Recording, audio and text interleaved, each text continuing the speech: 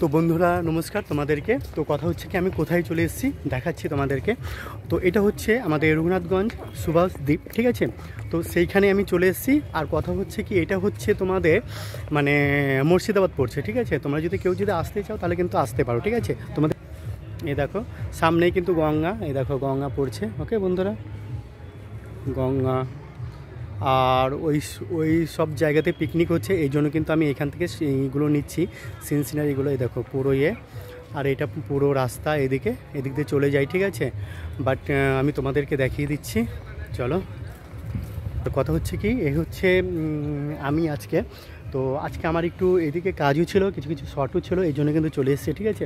তোমাদেরকে দেখাতে পেরে আমার প্রচণ্ড ভালো লাগছে। আরও চলো ওইদিকে, কিন্তু ওইখানে পিকনিক মানে পিকনিক স্পট, ঠিক আছে। ওইখানে আওয়াজটা চলে আসবে, হয়তো তোমরা বুঝতে পারবে না, এই জন্য কিন্তু আমি এইভাবে দেখাচ্ছি, এখান থেকে ক্যাপচার করছি, ঠিক আছে।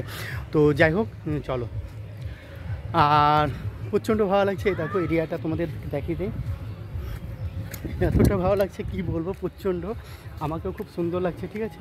তোমাদেরকে আমি ক্যামেরা করে দেখিয়ে দিচ্ছি। দেখো এটা হচ্ছে সুভাষদ্বীপ পার্ক, ঠিক আছে। তো এখানে দেখো কতটা সুন্দর, কত গাছালিতে ভরপুর, দেখো তোমাদেরকে দেখিয়ে দিচ্ছি। আর কত মানে লোকজনের আনাগোনা।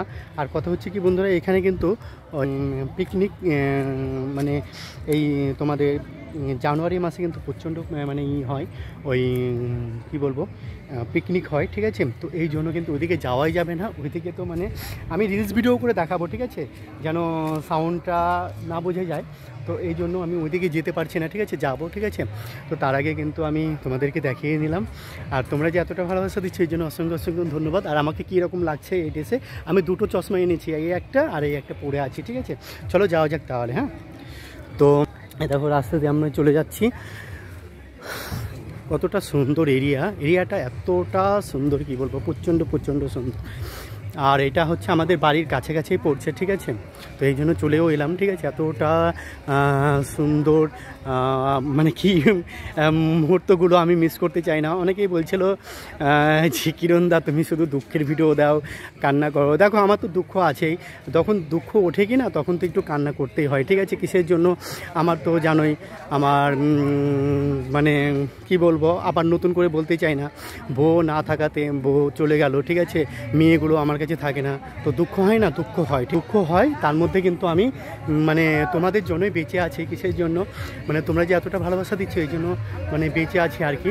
মানে কি বলবো, মানে প্রচণ্ড দুঃখ কষ্টের মধ্যে কিন্তু আমি বেঁচে আছি। আর কীরকম লাগছে অবশ্যই কমেন্ট করবে বন্ধুরা, ঠিক আছে। দেখতেই পাচ্ছ তোমরা। আর এরিয়াটা আবারও দেখিয়ে দিচ্ছি, হ্যাঁ।